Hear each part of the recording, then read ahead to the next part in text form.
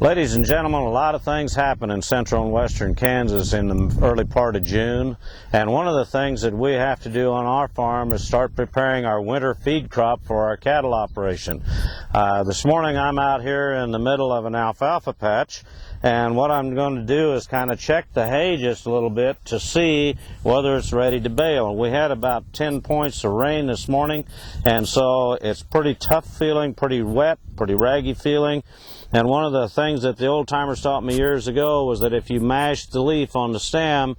and it fell off, the hay was too dry. And you can obviously see that this is really wet this morning, and so we won't be doing any baling until probably in the evening. Another thing we do is check the quality of the crop. You want it to be really bright green like this is right here, and as we dig deeper into this, you'll see that these leaves are kind of a yellowish color and these other ones are more of a darker, smaller color.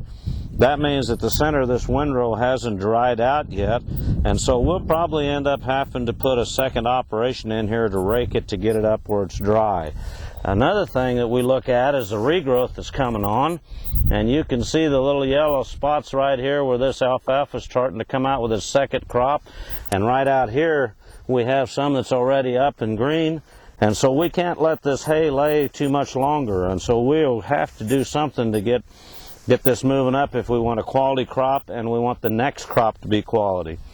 If we do everything right with our hay crop, we should get 4 different cuttings this year, which is about 2.5 tons, and that 2.5 tons per acre will keep about 2 cows through the winter if we feed it correctly and don't have too hard of a winter. And so farmers have to continually figure the amount of feed they're going to need, the number of cattle they have, what kind of winter they're going to work on, and again, back to my central theme, prescription and precision agriculture requires that we be on top of all of our production at all times and that the quality remain high.